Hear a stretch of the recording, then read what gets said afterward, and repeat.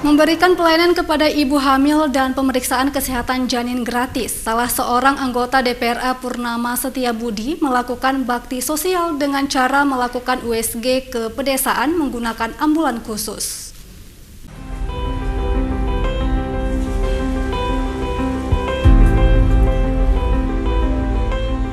Ambulans USG ini merupakan yang pertama ada di Aceh. Ambulans tersebut dapat bergerak ke seluruh pelosok desa untuk memberikan pelayanan bagi ibu hamil dan balita.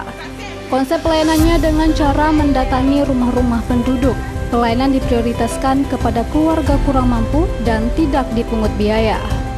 Minggu pagi pelayanan dilakukan di 3 lokasi, yaitu Desa Pedalaman Samuti Makmur, Desa Monkelayu, Desa Samuti Raya di Kecamatan Gandapura.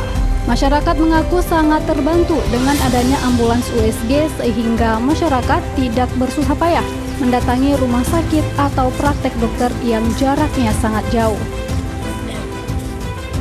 Menurut Nada, selama ini masyarakat terkendala untuk melakukan USG ke tempat praktek dokter atau ke tempat bidan karena terkendala dengan biaya atau transportasi, sehingga banyak ibu hamil yang tidak melakukan USG. Warga berharap program ambulans USG ke pedesaan dapat terus berlanjut agar masyarakat terbantu. Alhamdulillah dengan adanya mobil USG ini kami masyarakat sangat terbantu dengan ada USG seperti ini. Semoga kedepannya juga bisa seperti ini lagi, dan untuk kedepannya lagi saya lebih dipertahankan lagi kualitasnya. Purnama mengatakan kegiatan bakti sosial ini difokuskan di desa berlogo stunting. Di Biren terdapat 25 desa berlogo stunting. Kegiatan USG ini diutamakan ke pedesaan tersebut. Sudah sejak 2018 sebenarnya, tapi dahulu kita datang biasanya kita kumpulkan di puskesmas.